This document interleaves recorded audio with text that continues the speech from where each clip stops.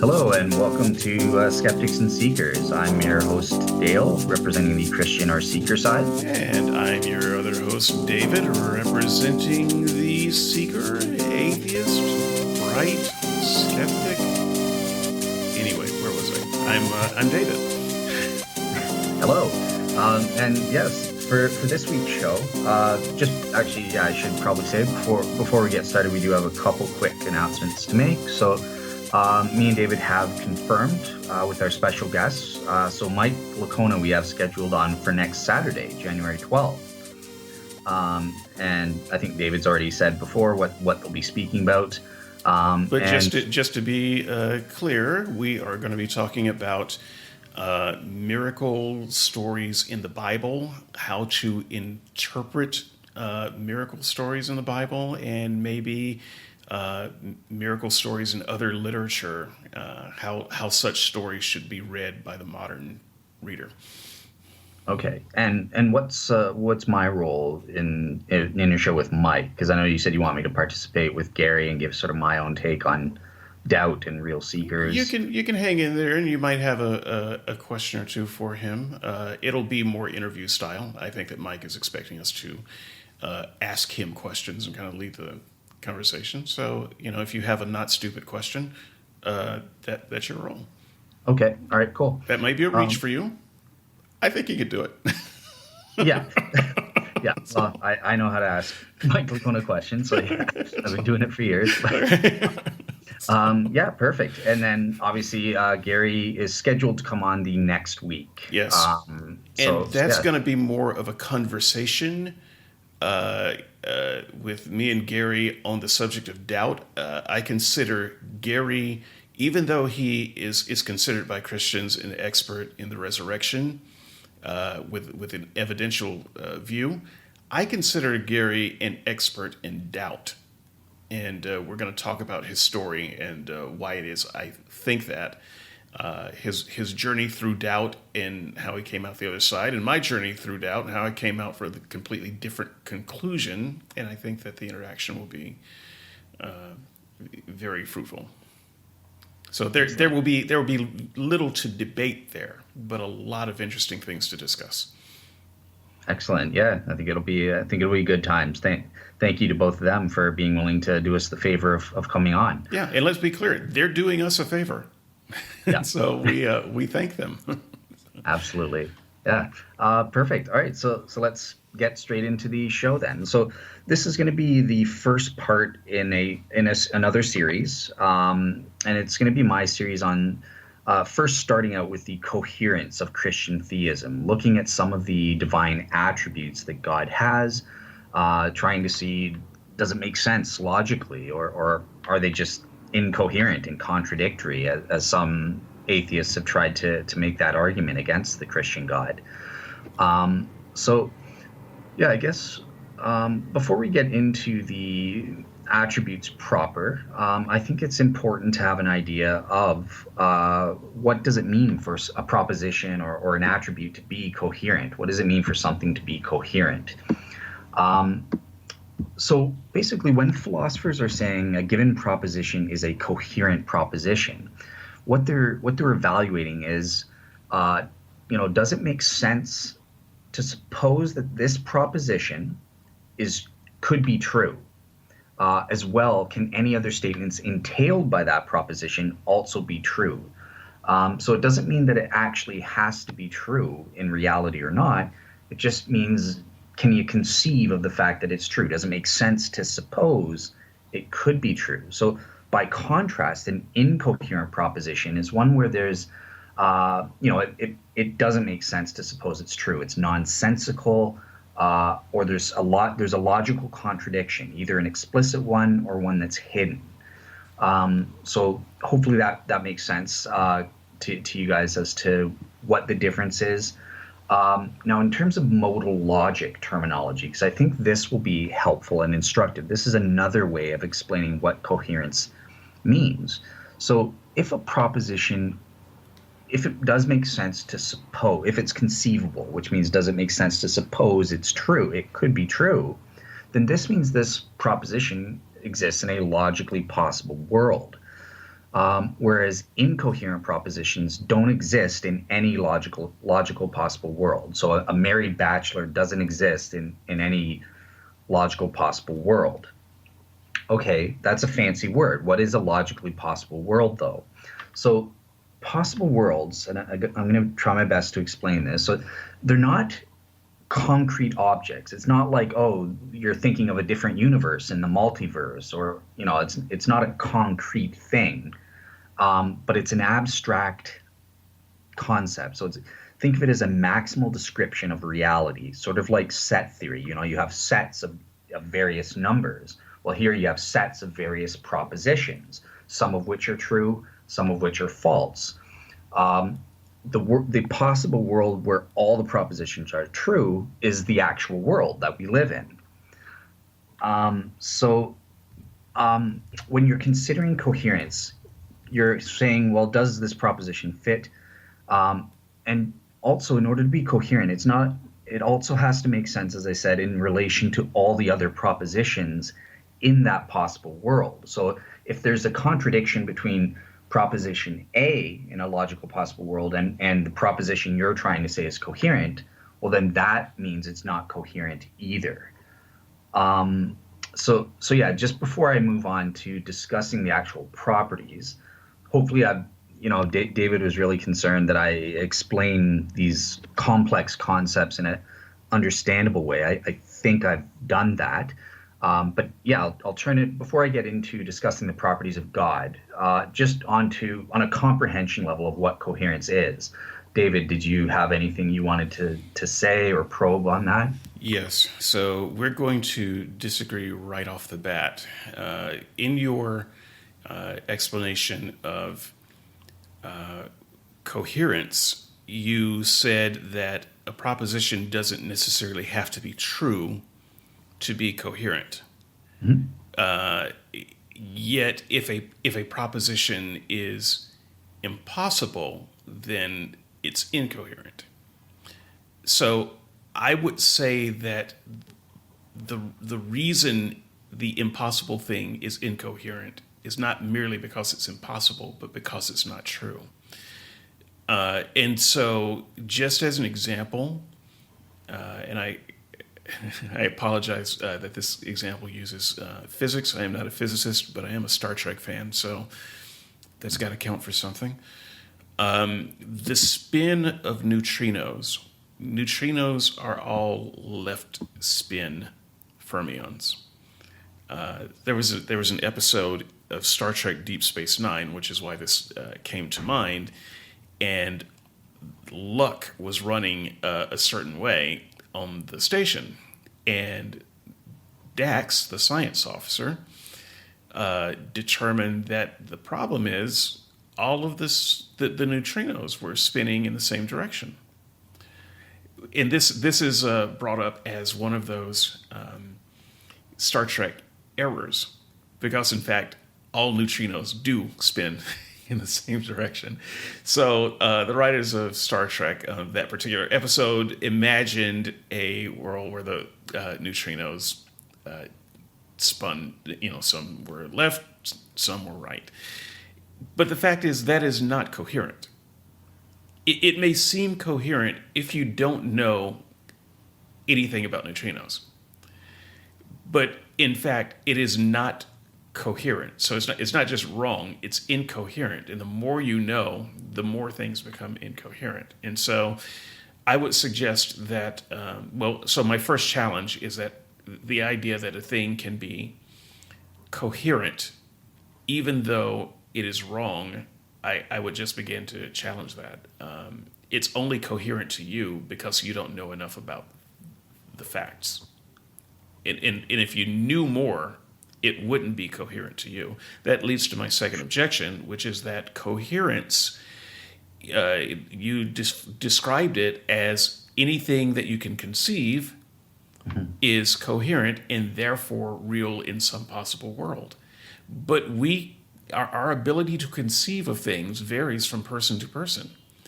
I can conceive of fewer things than you in some areas because I know more about them than you. if you don't know much about them, you can conceive a lot of things.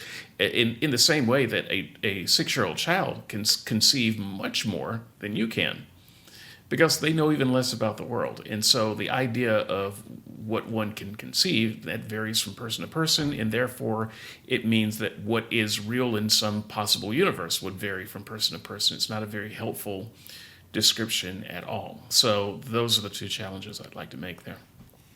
Okay, perfect. So in terms of the Star Trek reference, so this is actually perfectly in line with what I'm trying to do here in my definition of what it means for something to be coherent. So basically, there's a difference between. So this is your second objection, then. So there is a difference between something being imaginable versus conceivable, and what we're interested in is the latter. Something I can't, something can be conceivable even if we can't imagine it. Now, and according to most philosophers, vice versa. So there is a distinction there. I Now, in terms of the first thing, so I think it's important to avoid imagining something that's actually inconceivable. You have to have a proper understanding of what the proposition you're saying is coherent is. So this is why it's important to try and define your terms, or to illustrate your your terms as to what they mean and that sort of thing. Or if we can prove that it actually exists, then by definition it is coherent. In order to actually exist, it would have to be a logically coherent idea. Now, the second aspect with the neutrinos example, great. So you have to evaluate, is the proposition coherent? Sure, it's perfectly coherent to my mind for neutrinos to spin the opposite way. Now you're saying, but in reality they don't. They always spin the one way.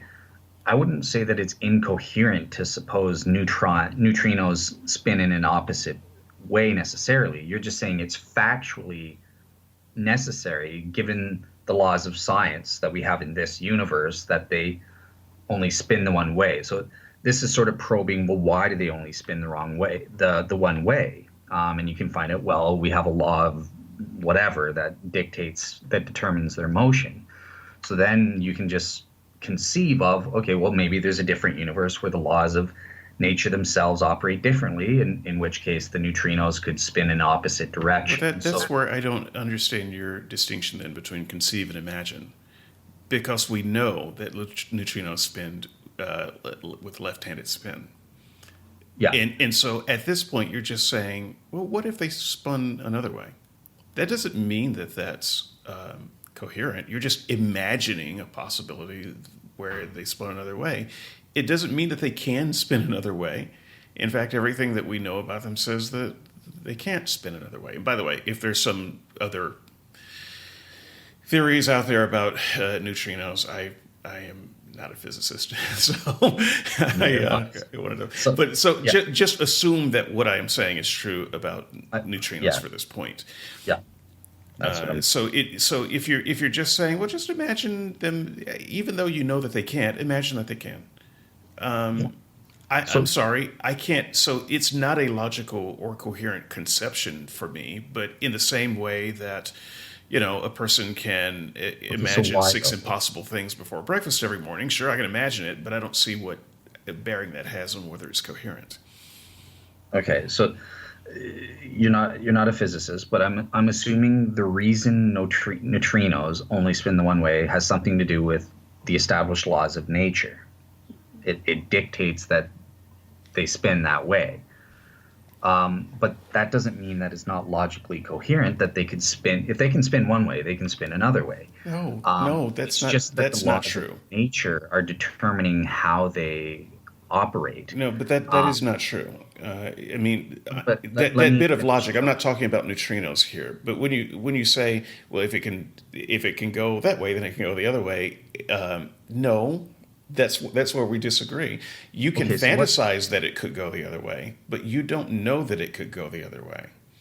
Okay, so what's the logical contradiction that results from neutrinos spinning the other way? And If you don't know the answer, I'll say what I think it is, because I want to establish a certain Yeah, point so here. I'm kind of perusing an article here. It's much too deep to try to go over in a podcast. So I'm gonna beg ignorance, but I'm also gonna beg that it's irrelevant. The fact is, Okay. everything we know about them suggests that that is how they have to be. True. I'm assuming. Yep. True. Because again, I don't know anything, so I'm just pretend everything you say is right. Everything we know about them, this is the only way they can spin. Perfect. That doesn't mean that it's logically inconceivable that they couldn't spin the other way. And in order to show something is inconceivable or logically impossible, is by showing that it's nonsensical. There's a logical contradiction, either explicit or hidden. And you can't do that. I think what you would say is that, well, it contradicts because the laws of nature determine that this is the only way it spins, and that's what we observe. It always only spins this one way in this universe, given the laws of nature. So that proposition, the laws of nature are the entailed propositions that you're saying contradict with supposing the neutrinos are going to spin a different way. Okay, all I have to do is postulate a different universe with different laws of nature, which physicists do all the time. I'm in league with the mainstream science there, right? There's the multiverse where they calculate different fine-tuned values. But the point that what we're trying to do is David's almost trying to say that, look, the laws of nature as they operate in the actual universe are logically necessary, and I don't see any way of establishing that. As I was alluding to before, we can conceive. Well, Stephen Hawking, everyone's on my side in conceiving that the laws of nature could be different from what they are in the actual universe. So that is conceivable. Um, Again, unless you want to try and suppose there's some kind of super law that says no, the laws of nature as they stand have to be as they are. But Well, if I don't know that I would propose that, but I would say that we have a sample size of one universe, sure, and any other speculation we have about another universe is just that, speculation. We don't know if it's coherent to suggest that there could be another universe with different laws of nature. So if you rewind the tape and bang the big again, for all we know, we would get the exact same universe that we have now, because that's the only way it could bang. And so I know that you're thinking, well, no, if the there was a little bit more positive energy than what it was, or a little bit more negative energy than it was, then the universe would be radically different. Yeah, but we don't know that there could have been any more or any less energy, positive or negative, than what there was. And so I'm not saying that there couldn't have been, but it is not a proven fact that there could have been. And once again, we're just speculating. It might be right, it might be wrong, but it's the same way that a child speculates about things. Sometimes they're right about their guesses too. It doesn't actually mean that it's a coherent idea. so I would okay. So yeah, so I'll let this be my last point on this before we move on to the actual. No, we do know. We actually have knowledge, and this is why science. We have modal evaluating faculties, and this is what allows us to derive knowledge in our speculations of coherence. Now, it's true. I mean, people point to certain counterexamples from temporal paradoxes and that sort of thing. But the way I've carefully laid it out, we can avoid those pitfalls. Same with the Star Trek examples and stuff, that they just sort of mindlessly say something or something like that. But we have to. That's why we have to evaluate. Well, what is the proposition, and try to come to an understanding of what it actually is, as well as an understanding of the propositions that are intertwined with that proposition or entailed by that proposition, to see if it does make sense, or if it is coherent. If there is a contradiction between them, then that's how we can tell through our modal evaluating faculties. Well, it's obviously not true. Then it's logically impossible. So yeah, I think we actually have knowledge through what I'm calling these modal evaluating faculties. I'm right in line with, mainstream philosophy as well as mainstream science in this regard. So, yeah, I think I'm good with that. Do you mind if we? Do you want to? Is it okay if we move on, or did you Sure, want a last sure. word? No, Or no, no. Go ahead. We'll have a few of these little digressions, I think. So feel free to move on to your next point. There are other points that I could make and other illustrations, but I think that we've said enough for the listener to get where each of us is coming from, determine which, if either of us is full of it. So, yeah, hopefully I did a good job of. It was understandable the way I presented it and everything. Wasn't I I confusing. think it. I think that it's understandable to the extent that I savvy the words that you used, but the idea is still very well incoherent to me. Hmm, okay. If I tell you that I'm wearing if we were to guess what color shirt I was wearing, let's say I picked it out in the dark, you could say, well, you could be wearing a red shirt or you could be wearing a blue shirt, and say those were the only two choices in my closet, and I would say, yeah, it is a coherent idea to speculate either one of those. But if I turn on the light and say, nope, it's a red shirt, then it's not a coherent idea to say, well, let's suppose you're wearing a blue shirt.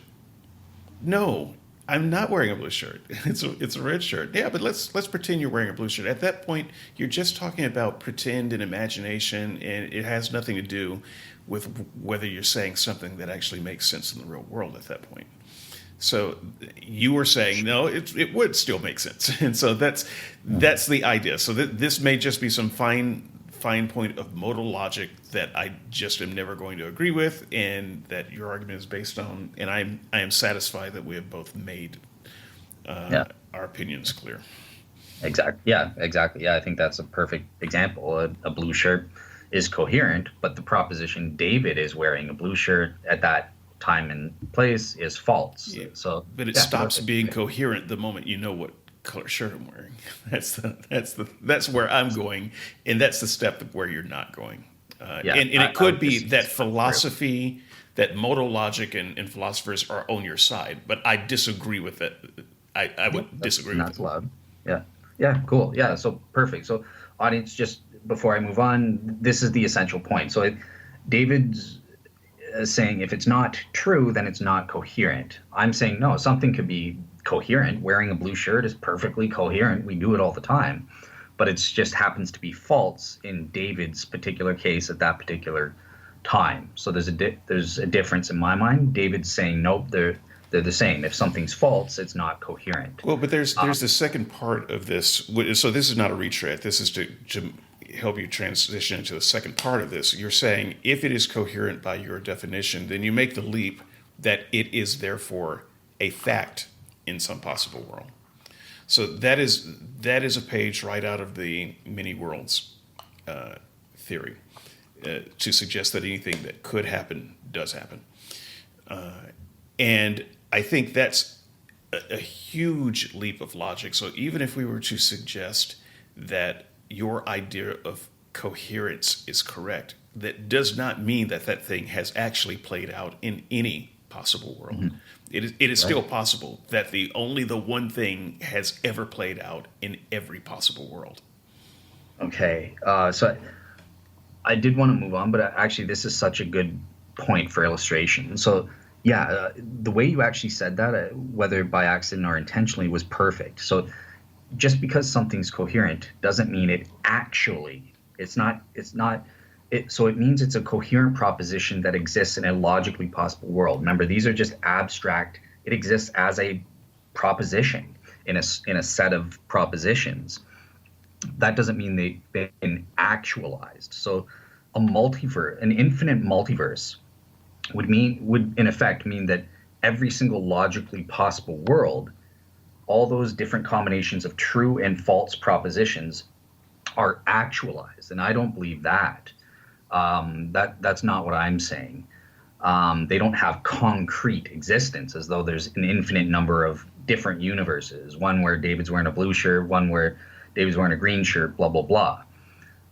So there's the two modes of existence. I'm just saying, for the sake of argument, that it exists as a abstract proposition as part of a set of other abstract propositions, different combinations of which are true propositions versus false propositions as obtained in the actual world.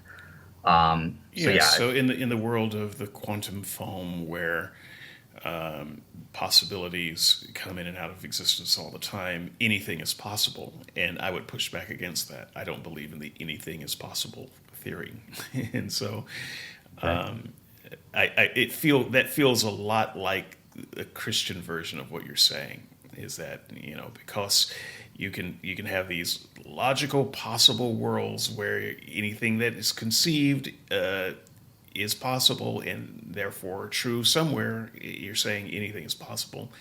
I don't believe that anything is possible. So again, that's another point of disagreement that we would have. Yeah, and that depends on the definition. Well, what do you mean by anything? Because I would agree that with that, but it depends on what you mean by anything. So, okay, all right, cool. So let's transition then. So here's the main topic of the blog. Is the Christian God coherent in my sense of the word? And this is what I'm going to be trying to establish over the next few weeks here. So in the first place, there are a couple major categories as to how we can understand God's attributes. And I'm just going to use the first one because I prefer this one. So God has two different major sets of categories. So the first are his incommunicable properties, which means they belong to God only. They can't be translated to creatures or to inanimate objects in the universe. They are attributes of God that belong to him alone. Versus obviously his communicable properties. So these are properties that are communicated to creatures, and they can have them as well. And I've provided a couple sources for you guys to learn about the difference there and that sort of thing. So when we're looking at the properties, there are two different sources of where we typically get information about, who is God, what is God, or who is God. So the first is obviously the Bible, divine revelation. He gives us certain facts about God and that sort of thing.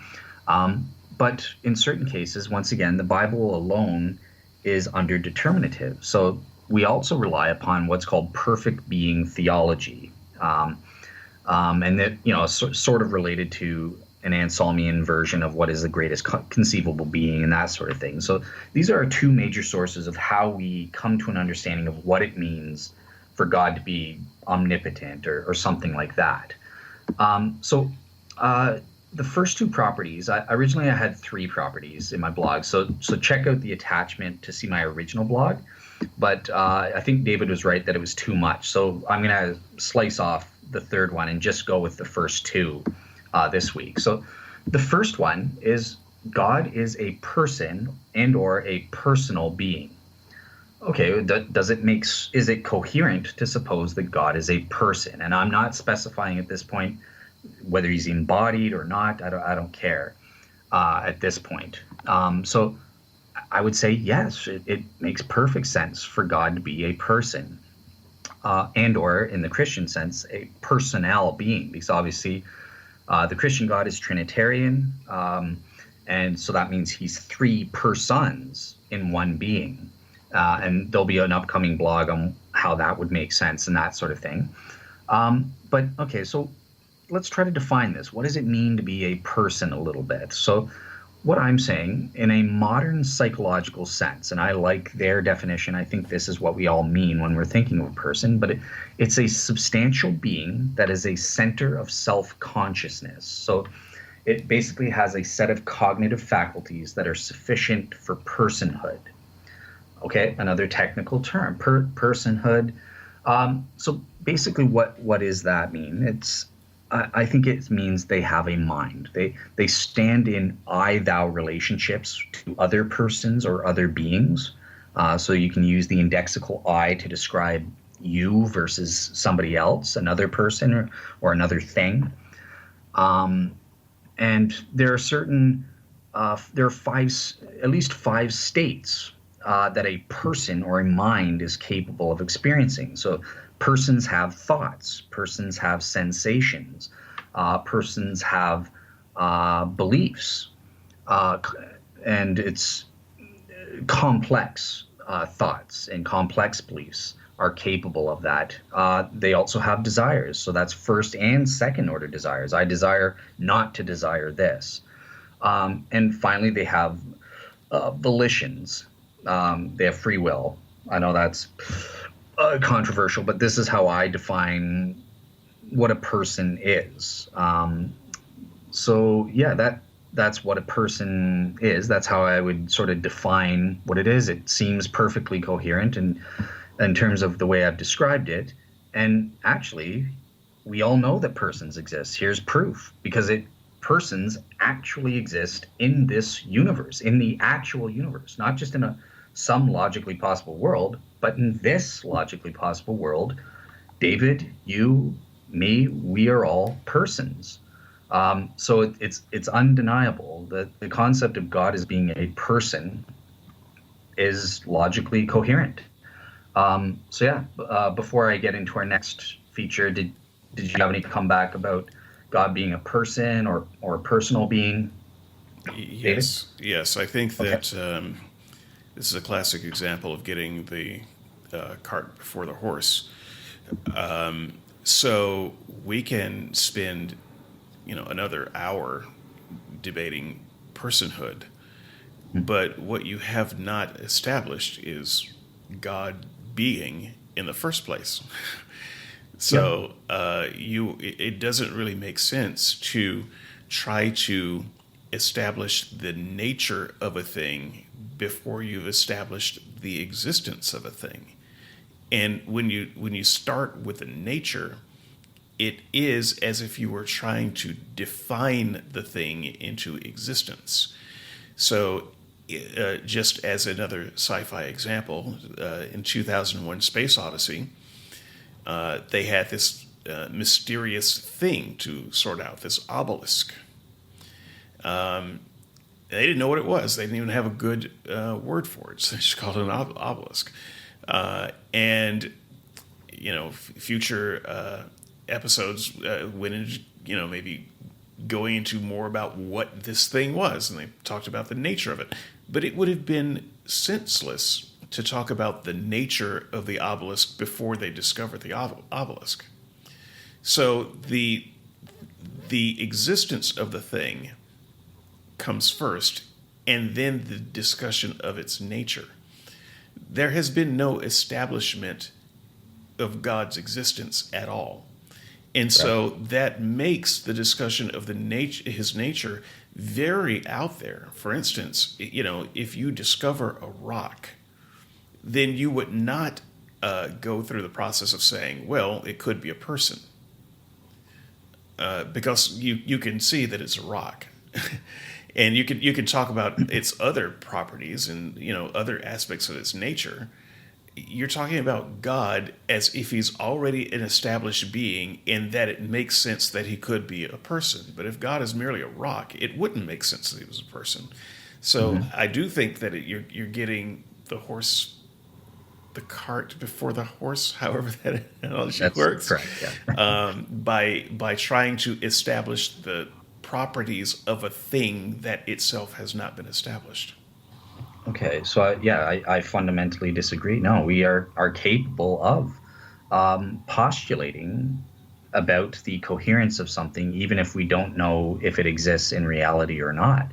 And I would say your TV show is almost a perfect illustration of this. We can conceive of a planet with an obelisk, a mysterious obelisk on it. So that idea is perfectly coherent. There's nothing incoherent or logically contradictory about Yeah, but whether it's or just not this is. mental onanism to imagine that, and then try to imagine its properties, and then try to imagine, whether it prefers yellow over blue, and imagine whether, look, you don't know anything about this thing that you're just imagining. Right. And so, That's fine. That's all your allowed well, because then allowed in what? It's not allowed to say that's a coherent idea, and therefore it must exist in some possible world because I conceived of it. We don't know that there is a thing to conceive of, and then In, if we well, let me just follow up. sorry. Even if you accept that there is a God, or I accept that there is a God, I would then ask you, where are you getting your information about its nature, other than your imagination? Well, I gave the two sources, right? But the Bible and perfect being theology. But Okay, in okay. So terms of your if the fundamental, if the Bible is where you're getting your source from, your argument is already dead. So in the other series, I'm establishing why the Bible, in fact, is not a source of information for anything that you should care about. So I'm going to automatically dismiss it there. If you're saying, oh well, we know that there's a God and we know about His nature from the Bible, we okay, can we can so I'm we going to can interrupt. mostly bypass most of that discussion now. Right. So, and this is one of the points you raised in your blog. So let me finish my point. I'm not going to the Bible as proof that this Christian God actually exists. I'm going to it to find out, well, what is the concept of the Christian God claim to be? What could it be? And does that abstract idea, is that coherent? And you know that I'm building up to the argument to using a modal ontological argument where the very first premise of which is going to be saying, well, is the concept logically possible or not? Remember it. That doesn't mean, even if he's logically possible, it doesn't mean that God actually exists Okay, in this universe or in any other universe. but But that's what the ontological argument is going to be trying to do. I'm not there yet. I'm okay, but just I saying want to get there's to my second objection to the point that you're making, not to any future point. And my second objection there is also a cart before the horse type objection. You're asking, so is it logical that God is a person? The God of the Bible, is it logical that God is a person? I don't think that we can, in fact, say that it's logical that God is a person until we understand fully what you mean by person. Because as I understand personhood, you gave your definition, that is not the same as my definition. As I understand personhood, the God of the Bible could not be a person because he doesn't have some of the key factors that I would include in personhood. So you cannot extract agreement from me or get me to grant that God's personhood is logically possible with your definition of personhood. So if what's you're your asking me, do definition? persons exist? Yes, persons exist. Is it logically possible that persons exist? Absolutely, I agree. What you're saying is it logically possible for the God of the Bible to be a person? I would disagree with that. Okay, so I'm trying to think of how to okay, let's start this way. So in my definition of what a person is, which is in mainstream, it's a scientific, would you at least say that is a coherent explanation of what a person is? Not by itself. I would say it's an incomplete. Okay. And this gets into possibly the next piece of the debate, and I don't mean to Yeah. foreshadow, but in order to make my point sound a little bit more complete, I'm going to have to Well, foreshadow a little that's what I bit. was trying to lead you into because I So, was yeah. okay, so I do not believe it is coherent, the idea of a disembodied person. Okay. I don't think that persons can be disembodied. So if you take a person and you take all of their attributes but throw away the body, then I would say you don't have a person anymore. And what you're doing is taking the idea of a person and just throwing out the body and saying, okay, so that's person. And so God could be a person in that way. Well, I wouldn't. That's not a person. so Perfect. no. Perfect. So yeah, David, beautiful. That's exactly what I wanted you to do. So here's the second aspect, because we know that the Bible, for example, John 4:24, tells us that God is not a person in the same sense that human beings are. He's not embodied. He's incorporeal. He's a spiritual being. He doesn't have a physical body. Like human beings do. So, okay, so David's saying, well, it's logic. There's a logical contradiction. It's incoherent to suppose a person existing without a physical body or brain to manifest those things that I'm talking about, like thoughts and sensations and that sort of thing, right? It So, is it is as logically incoherent to me as a married bachelor. gotcha. An incorporeal person, I cannot conceive of how you even get off the ground with that. Okay. So here's how I'm going to try to, first of all, to try and I'm going to follow the same format. So let's first try to envision what it means to have a body. What are we saying when we say someone is an embodied person? So I'm getting this. Otherwise known as a person. So- Well, that's the subject of the debate. But Tara would be on my side, which I'm a Yes, little I concerned about. know. But I was thinking. I don't want to invoke Tara. I don't want to invoke Tara. And there you go. So there she is, looming yeah, large in the room again. It should make you very uncomfortable that Tara is agreeing with you right now. a little bit, yeah. Um, no, but hey, she's somewhat right about this, I think. So, okay, so Jonathan Harrison, the philosopher Jonathan Harrison, has written an article entitled "The Embodiment of Mind," and he sort of distinguishes, well, what is it we're saying when somebody has a body? What does that mean? So, here are five things. First of all, disturbances in this body cause me to have various sensations and that sort of like pains or aches or tingles or, basically physical disturbances to to this physical body give me physically induced sensations, whereas physical disturbances elsewhere do not produce such effects. The second aspect, well, I feel or know the goings on inside my own body. I can feel and know when my stomach's empty, when I'm hungry, or that type of thing. Um, Another one is that, look, I can directly move via what philosophers call a basic or immediate action. Um, my fingers or my legs, anywhere in my whole body. Um, these are done as a basic action on my part. Um, but I can only move other external bodies via moving this body. So the way I've given this definition, because I know David will come back with this definition of this aspect actually avoids any complications. You don't have to care about neurons or C fibers firing in you, or nervous impulses and muscle contractions. All of that's irrelevant. I get that that goes on with a notion of substance dualism, interactionism. But the way I'm defining it is, look, there's a difference in how I'm moving my fingers compared to how I can move a book on my desk. I need to use my body to move that book.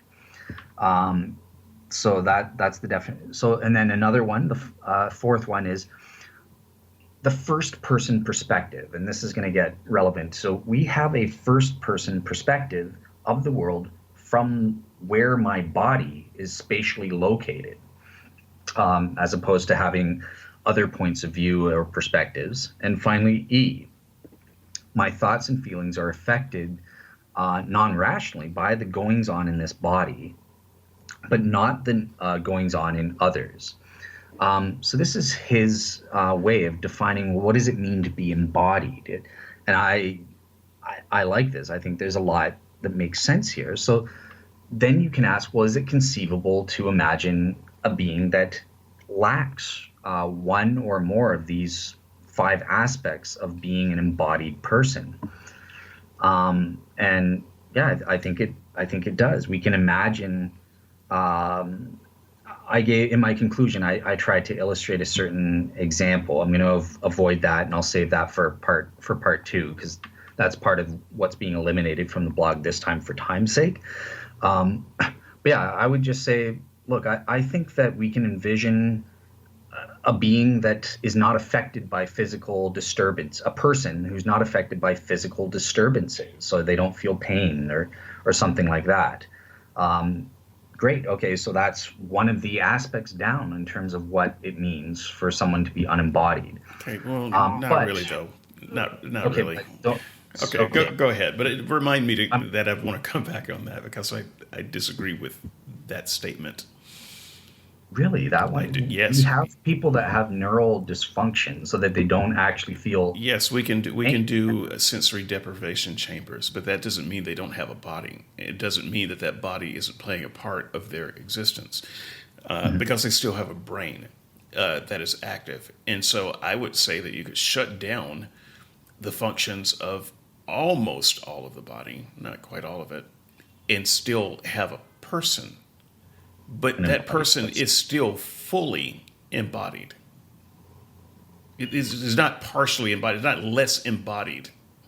And so, Right. And that's why I was careful to the way I was saying it. And in my conclusion, I sort of build up to imagining these things while still embodied kind of thing. And that, but okay, so here's how I'm going to try to basically to try and get rid of the definitional problems. I'm actually going to do what I did. Well, we can know that different substances, the person is a soul or a spirit, a non-physical substance. okay, Let's say wait a it that minute, way. you're making a leap there. No, no, You but just said a person is a soul, and that's a I said a leap. non-physical being. Fine, that's still a leap. Well, You have not established that a person is non-physical. I'm saying that a person cannot be non-physical, and okay. you're just making a claim a person is non-physical. I'm sorry, No, that doesn't yeah, establish anything. I'm about to get to because I provide two arguments as to how I get there. Okay, so I, go ahead. I just couldn't let you say that without challenging and pointing out the fact that that is an unsubstantiated claim. correct right now. So basically, remember, if something actually can be proven to actually exist, by definition, it's logically coherent. Whether my definition is good of what I think it means or not, whether I can define what it means to have a soul or to be a person or whatever, the fact is that we can know it actually exists. So here's how I get there. I provide two arguments, and just for the fans, I have multiple other arguments, and there are also arguments against this as well. So me and Andrew have planned to do either a couple episodes, 2 or 3 episodes, bonus episodes on the substance dualism debate, which we're going to go over this in a lot more detail and that sort of thing. But just to give a snapshot here, so here's one argument that I find convincing, and I call it the enduring self argument. Others call it the sameness of self. It's all the same thing. But look, we know scientifically that our physical bodies are literally different.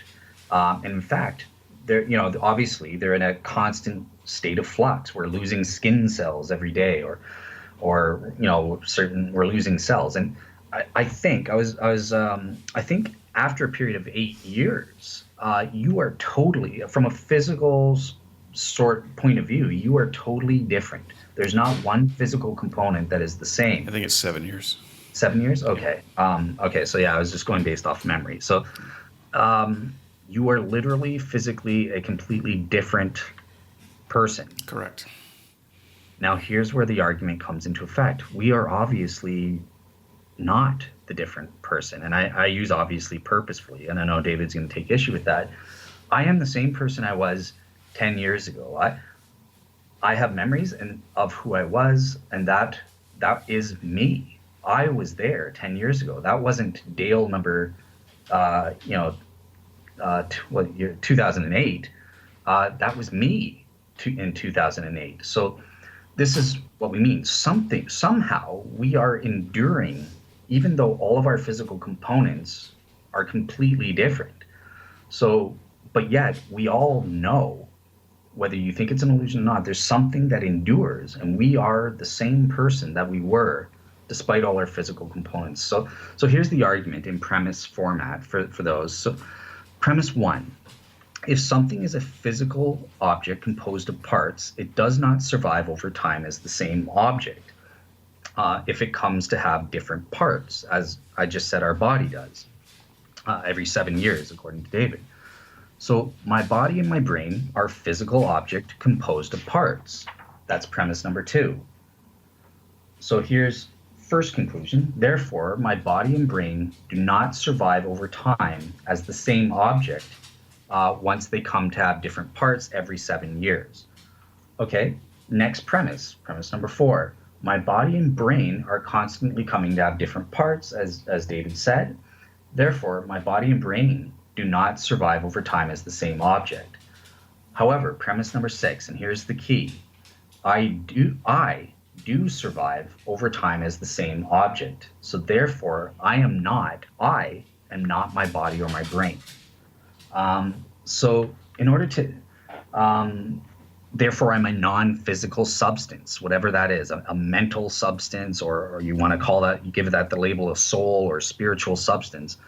The bottom line is, from this argument, I put forward that we know that we are not physical substances, but the most I'm debating whether I should explain, because premise number six is going to be the one that David takes issue with. He's going to say that try to reserve me some time so that I can come back on that. Okay. Yeah. So I'm debating whether I should explain how I substantiate premise six or turn it over to you to raise the objection and then do it. Yeah. Let me go ahead Yeah. and raise my objection, because it's not just premise six. So the ESA, enduring self, enduring self. What is the A? The first one. Yeah, the enduring self ESA, enduring Oh, self argument. argument. Okay, That's what I brain yeah. freeze. So I like this argument a lot, and I think it serves both of us well, because I don't think it means what you think it means, and I think that your conclusion is very different than my conclusion. So your conclusion is that because the brain changes and the self doesn't change, then the self is different from the brain. So I would attack that argument first with that premise that the self doesn't change. The self does change. It does change every day. It changes with the flaking of each skin cell. It changes so much that I would argue, I don't have a stat for this, but I believe it's probably more true than not, that every memory of your childhood is a false memory. You simply do not have accurate memories of what you have been through or what you were in the past. You know what you are right now, and you have a kind of concept of what you think you maybe were. But all you have to do is ask your mother about various events, or just the type of child you were when you were 6 or when you were 12. And it will probably be a very different picture than the one that you have for yourself.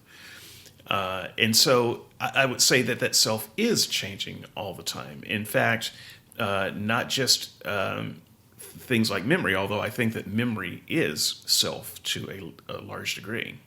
So let me say that again. Memory is self. I am my memory. To the degree that if I suffer amnesia, then I don't know who I am. I have no me at that point. And furthermore, if I suffer some disease where not only do I not remember the past, but I can't process the present, there's no I.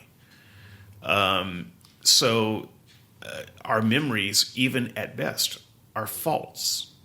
And so that sense of who we were 20 years ago versus who we are now, it's radically different. And this is why marriages break up. Both parties are right. You've changed. No, you've changed. No, you've both changed. You are literally different people than the people that got married. And you may not remember exactly what you saw in that person, because the current you doesn't see the same thing.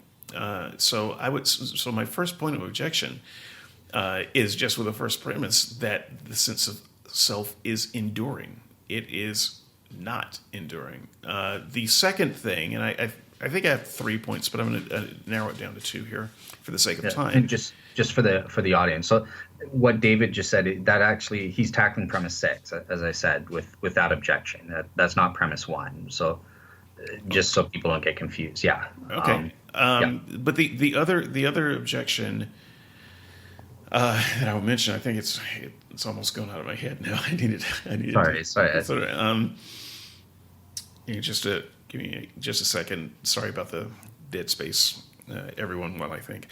Oh yeah, it's this thing that Dale is calling self, or the sense of I.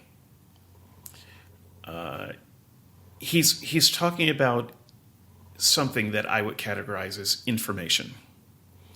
And he's saying that, information, if that's, a part of the body, then when the body changes, that information should also change or die. Well, my first point is that the information does change. But the second point is that information, there can be continuity, even as information and the container of that information changes. So think about cloning. And since I'm a computer guy, I would think about it in terms of computers. I have owned a Drobo. There's those out there who know what a Drobo is, but think about, I want to say RAID 5. If you don't know what that is, don't worry about it. Geeky computer stuff. But the upshot is it's a machine where you can shove 4 or 5 hard drives into it. And you've got the hard drive that is inside of your computer. So this Drobo is an external device. You can shove hard drives into it like they were big VHS tapes. And it is constantly cloning the information, bits and pieces of it, all the time on the various pieces of hard drive that are inside of it.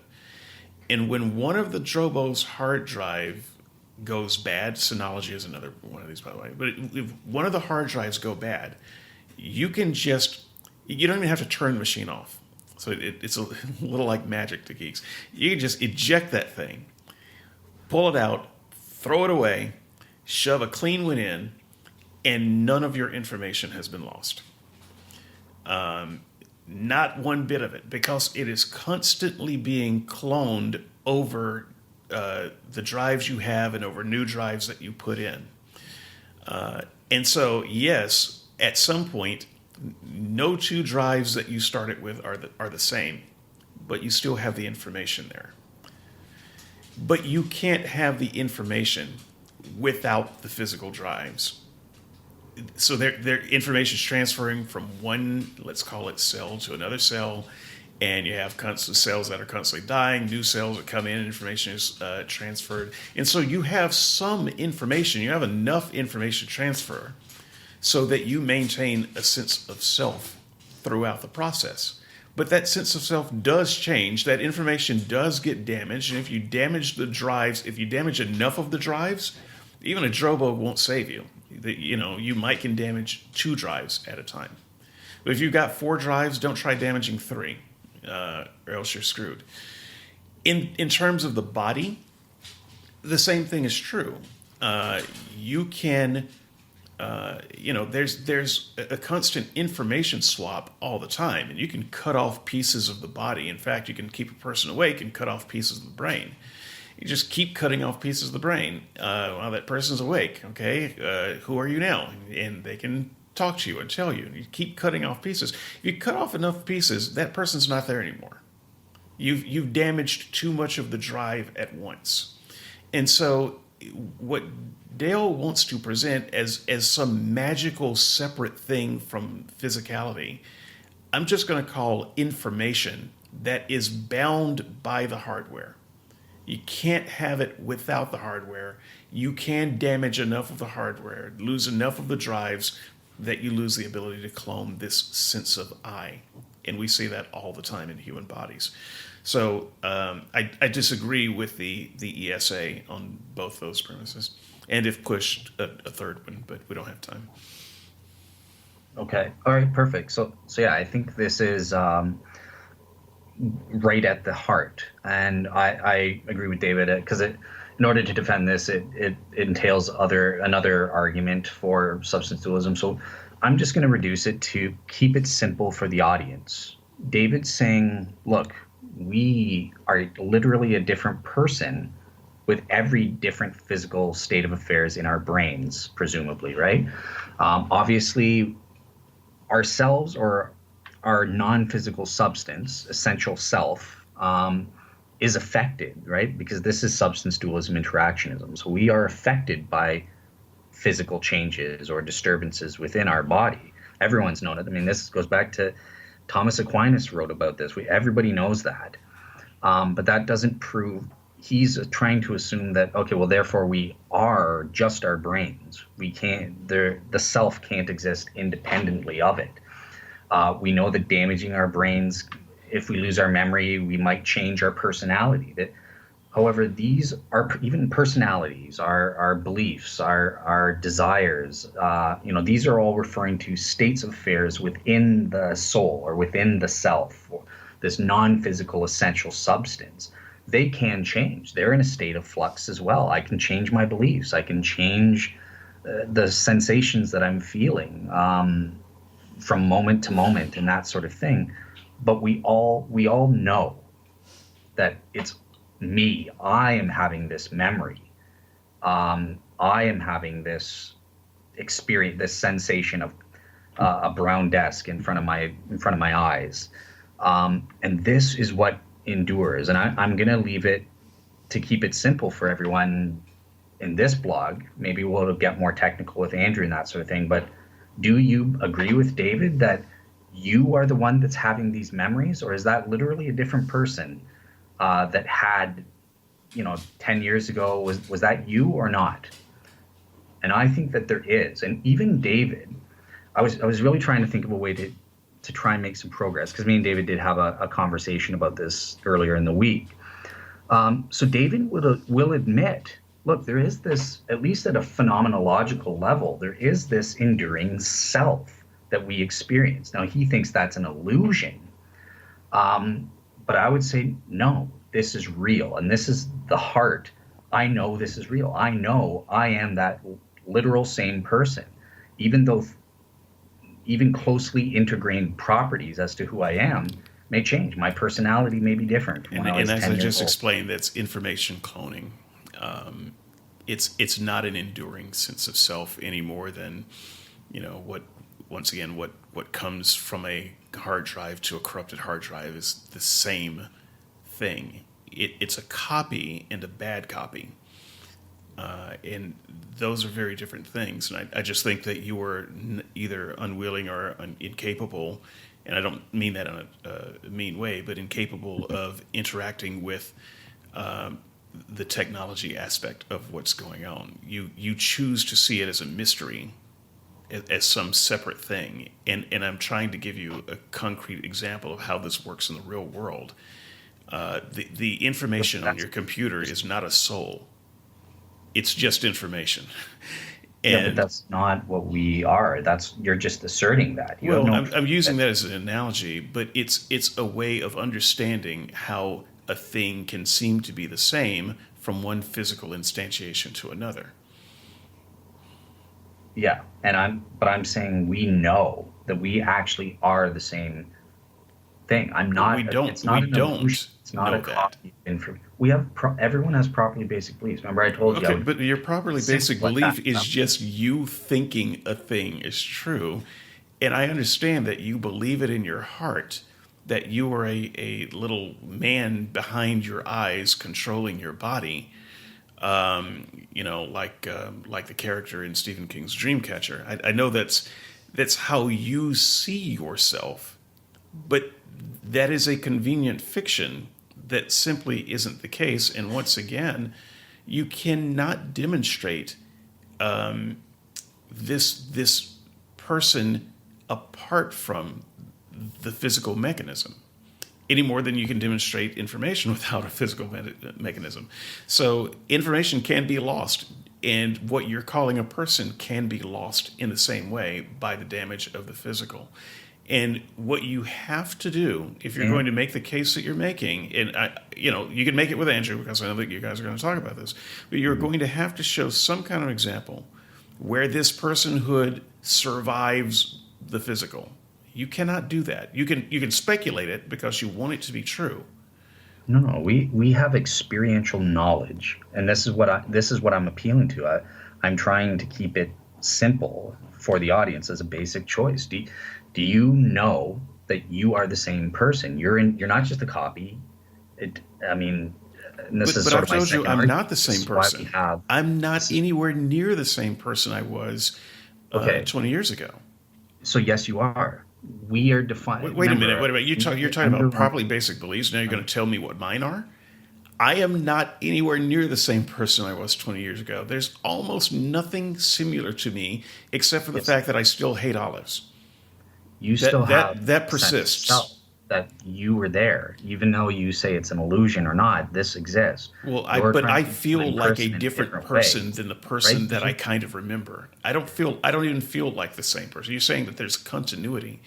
And I got Yeah. to tell you, from what I remember, I didn't feel anything like this. There's a different driver behind my eyes today than there was 20 years ago. Once again, a convenient See, listen fiction to that how he's there's. talking, and this is my second argument. This is a second argument, and I'll incorporate it into this. Though you're using the indexical I to Yes, describe because everything you're it's saying, language. including yourself. It's all we've got. Of course, I'm going to use I. It in once again. But why would these indexical propositions exist? Obviously, it's describing a phenomenon that actually exists in the real world I'm where not going to our speak of self-aware. myself in the third person. Okay. But we should. We should. There should only be a third party No, perspective. David What you're shouldn't saying speak is of true. himself that way. Yes, we should. No, but that's what I'm saying. The very fact that we don't do this, this is why the first person perspective exists. It's describing a real entity that we experience and know exists. We have this enduring I that these propositions refer to. Okay, so again, And you're kind of making an argument deny that it's illusion. because you feel that this must be true. Then it's emotionally satisfying to you. Then it's got to be true. That's just not an argument that No, am but it's willing to interact with much okay. further on, because that at Okay. the end of the day, that's just what you're saying, and you're appealing to people to you know to, to look at your inner emotion and see how you feel about this. No, it's a Well, properly basic. It's yeah, experiential you knowledge. and the We do Mormons this can all the enjoy time. your So properly basic stomach ache. Um, I that is not epistemology for yes, it me. is. Okay, Okay, for you. right. Yeah. And so that there's no once the argument devolves to, but it's how I feel in a properly basic way, then it's over. And So I think this one has reached that. yeah, but I'm appealing to the audience for their own properly basic beliefs as well, just Yes, as I appeal to you, and you're that appealing to failed. them for their emotion. It's a No, little yes you are. It's a little bit like appealing to well, let's hear me. the Aborigines who maybe have never seen certain technologies and saying yes, well you see that lighter, that's clearly magic. You know it's magic in your heart. It's properly basic, and they would probably agree with you, but that doesn't make it true. And so your appeal in this way is somewhat empty, and I think that Well, I think that we've got a pretty smart audience, and they will see that. I think that certain skeptics, I think that you are just being hard of heart. It's you that's buying into it. You're deceiving yourself. We all know. You You understand that didn't just be neuroscientists no, but agree let with me me. too, right? So No, this is not me. the majority of neuroscientists disagree with both of our positions. They would, from my understanding, they more take a epiphenomenal perspective, which is actually what I'm saying, but they would just disagree that they would. So this isn't how they would phrase it, but they would agree that there are non-physical entities that exist, but they would say it's dependent on the physical brain. So you kill the brain, but they believe in thoughts are a different substance. They're not physical, or your concept of I. They would agree with me on that. Right, and I would say that a thought is not a substance at all. Correct. It is merely an outworking of the physical. It's not a substance. I'm thinking thoughts right now. I'm not creating substances. Okay, yeah, I know that, but the thing that has the thoughts is a different substance. They would say that, but the point that I'm wanting to, this is what I'm trying to get to as my closing on this. So I'm appealing to properly basic beliefs, which is knowledge that is a warranted true belief. Are you the same person, or are you literally a different person? And I would say it's no, it doesn't make sense the other way. For David to be right, he has to say it's illusion. He's no better than the Buddhist that says, "Oh, the physical world." He's no better than Tara. The physical world, that's all illusion. That's Sick burn Maya. on That doesn't. Terra. Don't go. No, Wow. but Ouch. here's how I'm. Well, in this sense, even though I'm on Tara's side about the enduring self, I'm against her that the rock is consciousness and that sort of thing. Basically, what you're saying, what David's saying, you're no better than a Buddhist or someone who says that, look, our experience of the outside world, that's all illusion, that's Maya. No, that's a convoluted ad hoc hypothesis. And that's the same thing you're doing with my experiential knowledge that I am the same person I was when I was 8 years old.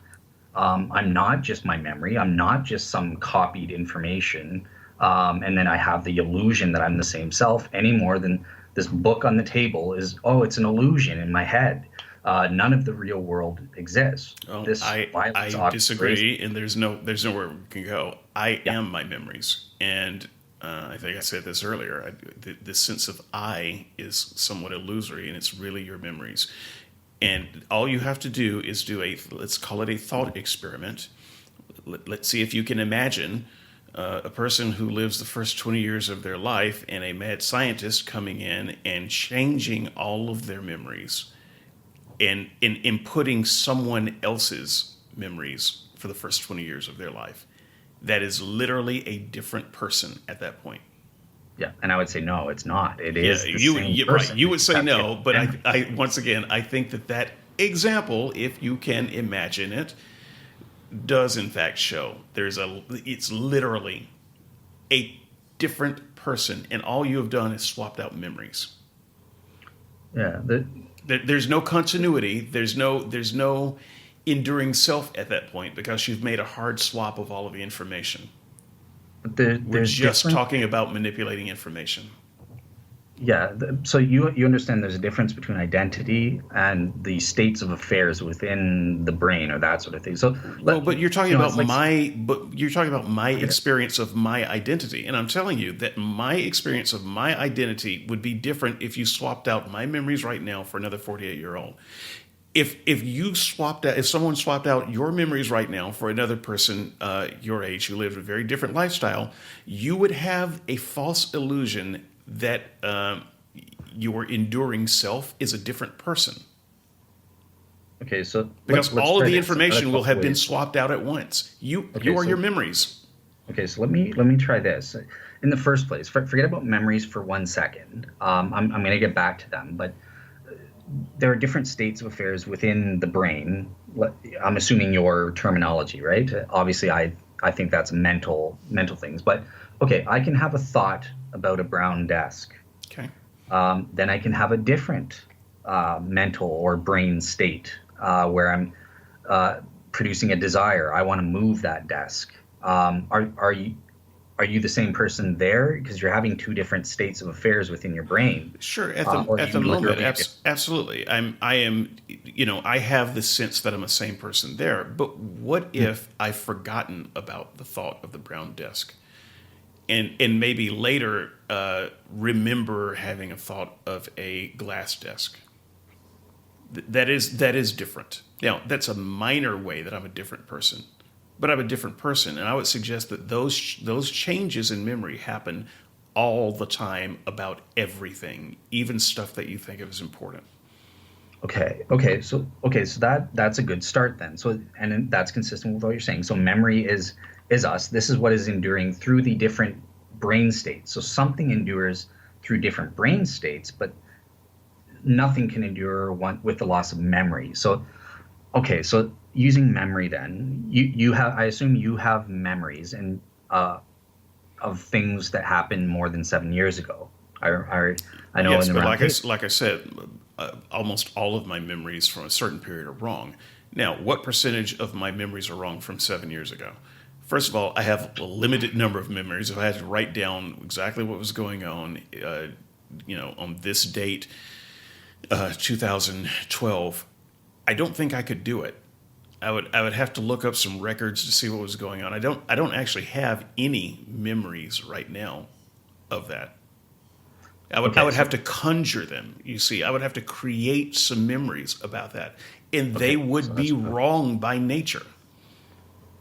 okay. So you got where I was going then, because you told us you have a memory that you didn't have a winter coat when you were back in school or something like that. I remember in the round table. So how could that endure? You're saying, well, it doesn't. You're imagining a scenario that has no, you're just making stuff up. And I don't think that's what's happening, Well, no, actually, we even are though making it's stuff physical up. memory. The very act of remembering a thing is the act of making stuff up, because what you are doing is you're writing a script, you're making a movie inside of your head for a thing. And the movie that you are making is not exactly a recap of what happened. Your memory is not videotape. Correct. Yet you see videotape in your head. What you have done is create a fictional story that was based on, true things maybe, but you are not in fact exactly seeing what happened. Right. And this happens, the one that becomes ingrained in us is actually the second time once we remember it. And that's the thing that we're, so it's not the actual experience itself creates a certain neuronal pathway or whatever, but then the act of remembering that itself is actually a different pathway that becomes ingrained Yes, in the brain. we tend to So that happens remember the immediately after. story that we told about the event. We Right. don't remember the event. Beautiful. And whether those are related or not, I would say that they're related when we remember it, even though it could get certain minor details wrong. That is beside the point. But anyways, first of all, are we a different person at the very moment? If right now I'm just talking to you and I'm remembering right now that I was talking to you about the example of your coat. Am I a different person right now? Because I just remembered that. It's different than the experience. To a degree, so it's all a matter of degrees. We are different persons from moment to moment, but it's minor enough. The corruption of our information is minor enough and slow enough so that from moment to moment we have a sense of continuity. But it gets major over long periods of time. So I assure you, you have absolutely no connection to the you that was in your mother's womb before you were born. Some people claim that they do. I think they're full of it. But you have no connection to that person. That person's brain, everything that they knew about that time, that universe, their sense of self, that's gone. You cannot, in fact, make a connection with the you that was in your mother's womb.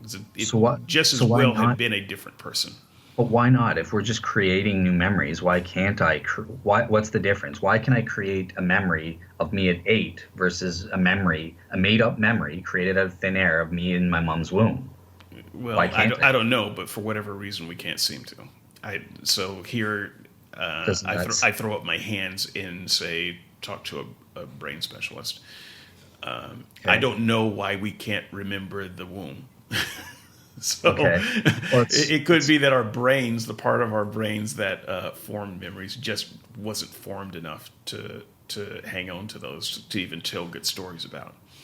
It could be that it was so traumatic that all birth is some type of post-traumatic syndrome, and yeah, but we that forget happened it. to a different person. All the physical memory, all the physical components of the memory are gone by that point. So there should be no influence over any trauma that happened to my physical brain straits when I was being born. Well, That shouldn't matter. there is no trauma because you don't have any memory of it. You don't even have partial memories of it. If you did have memories of it, you probably would have trauma. But I'm saying, you may have had the trauma, and Hmm. that may have in fact destroyed whatever possible memories there could be.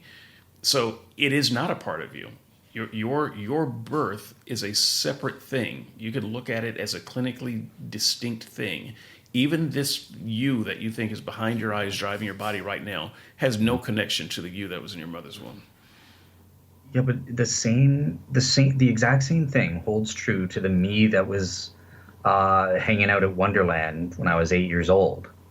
It's all the same thing. There's no connection, but yet somehow I'm able to create and make up new memories, made up memories of what I was doing, and that just happens to correspond to the made up memories of my mom to greater or lesser degrees to my dad. One of the Go to reasons we Wonderland. talk That's it. to each other about our past, when we have a shared past, Andrew and I do this a lot because we have a shared past. One of the reasons we talk to each other about our shared past is to see exactly how much of it we're actually accurately remembering versus the stuff that we made up. Turns out we made up everything, but we have some impressions. It's true that I went to Wonderland when I was 8 years old, Sure, or I went to Wildwater Kingdom. sure, but whatever you thought you felt at that time and saw and did, and the things that made you are different now. And so once again, yes, you're talking about a process of bad cloning and bad hardware. That is our sense of self, and that is why over time we do lose connection to our past, our younger self. It is why a young kid of 6 can believe in Santa Claus and a child of 13 can't. And it's not just that one did believe and one stopped believing. It's one can believe and one can't, because you're different people now. You are fundamentally different enough so that you can never go back and believe those things and think those thoughts. Can't do it.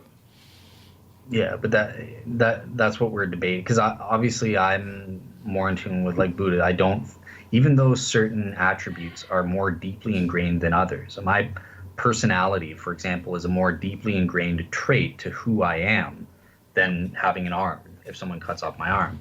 But nonetheless, they are all still transitory. I'm saying our sense of I endures all of these differences or changes. Okay, and as I said, our sense of I is information badly cloned, until one day it can't be anymore.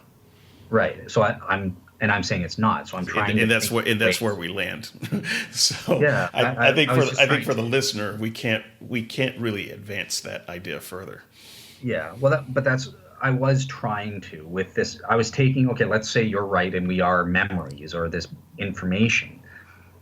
I think it's weird. It's an indication that you're wrong. That, well, I can do that for when I was 8 years old at Wonderland or Wildwater Kingdom or whatever.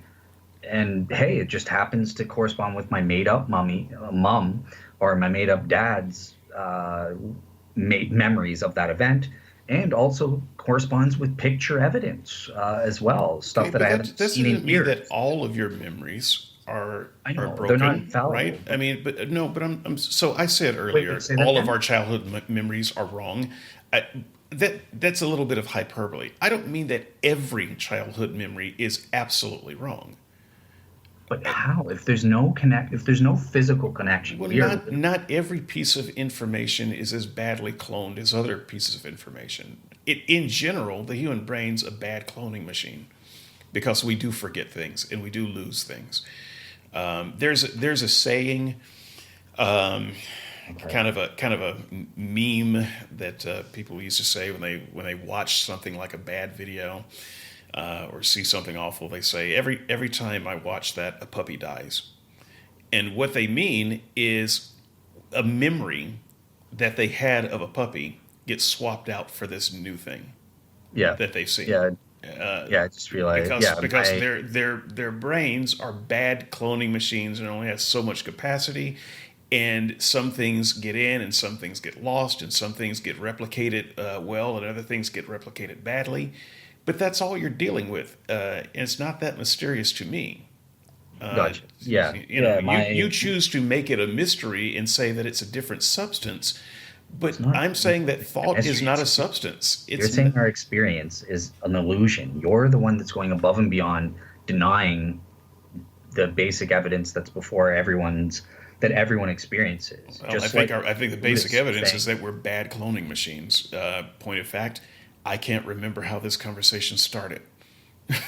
So Yeah, with coherence comprehension or whatever. But anyways, so I want to admit this. So based on the cloning thing, my line of argumentation from the memory doesn't work at all, actually. So that's a total failure. But yeah, it just basically comes down to, yeah, you have this basic experience, and I'm appealing to you on a properly basic belief level. We know, we have knowledge that I'm the same guy I was when I was 8 years old. Doesn't matter. All my properties are completely different in terms of personality, or I get certain memories wrong, or something, or certain details like that in terms of memory wrong. I mean, there's been a lot of work by psychologists on memory. Bart Ehrman's done a show on that. Richard Bauckham's done some research in that. So we know a lot about how memory works.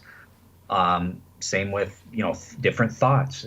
I remain the same through different thoughts, through different sensations, through different memories, or losing all of the memories. I'm still the same person, different personalities. Maybe I'm more, I'm literally, I've developed, I was developing sort of a different personality through the experience of the comments and stuff. And I'm trying to go back. No, stop that and go back the personality I had before. But I'm still the same person through all of these mental changes. Even no matter how ingrained they are, they're not essential to who I am, is my argument. And I'm appealing to you. We know this to be true. And if you're going to impose, no, that's an illusion, you're no better than someone who just says, oh, the entire external world is an illusion. It's nothing but an illusion. You think you're seeing a book, but you're not. It's not there. That's Maya. I find that violates Occam's razor. Right, and I don't find that to be what I'm saying at all. So I am going to attempt the last word on Sure, I'll give it to you. Yeah. This with another sci-fi reference. So those of you who have Netflix, perhaps you're familiar with a series called Travelers. And what travelers are people who have found a way to transfer the information of themselves back in time and put themselves in the bodies, brains of another person. So literally, a person is walking along doing his business.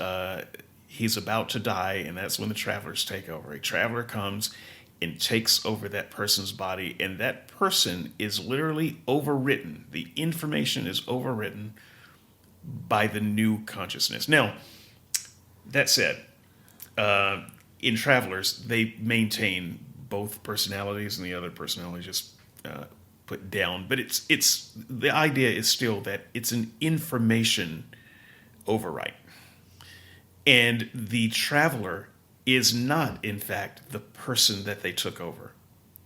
They're the new set of memories that are now in that body. So this is a sci-fi illusion, and I am simply asking anyone who is swayed by Dale's idea, just do the thought experiment that I brought up before, which is take all of your memories now and have them completely overwritten by a different set of memories, not even a blank slate, a different set of memories that belong to a different person. You would no longer think of yourself as the person that you were before the overwrite. You would be the new person. That's what would happen if you swapped out all of your information at once. That is not what happens to the human body most of the time, although sometimes it does happen, and we see these completely different persons come about as a result, whether it's severe amnesia or Alzheimer's or something like that. So we know that this can happen. If you just imagine that you remember nothing except the memories that were put into you from someone else, that's the person that you would be, and that would be your new sense of I. And you wouldn't even think that you had a new sense of I. You would think that you were the same person the whole time. But we can see that you're a different person. So this idea of substance dualism, once again, I'm going to give Dale all the space he wants to talk to Andrew about this in more detail. But I don't think that you can make the case that there is a different substance from our physical substance that controls the I. And therefore, if we can kind of get back to where we got in from, where I think we got in from, the person of God, trying to grant that surely God can be a person since we're a person. But the reason we can grant that we're persons is because we're full physical constructs. And Dale is trying to create a non-physical construct where you can still be a person. Yeah. And so I think that's the big point and breakdown that you can focus on as as listeners. I hope that you have gotten as much out of this conversation, as much entertainment out of this conversation as I have. I have tried to turn down the polemic meter a bit, so I hope I didn't turn it down too much. The next couple of weeks will be more conversations with different people when we get back. I will be on full polemic again, and I will be talking about the Bible again. And the next part of that series will be the reason we don't, that we shouldn't take the Bible seriously. I don't understand it, and you don't either. And I'm going to make the case of confusion for the Bible. So, gotcha. And for me, David's going to be attaching what I intended as my full blog. So that's also going to include God is an omnipresent being, which we didn't get into this one. But just so you know, so you're not confused, that will be covered.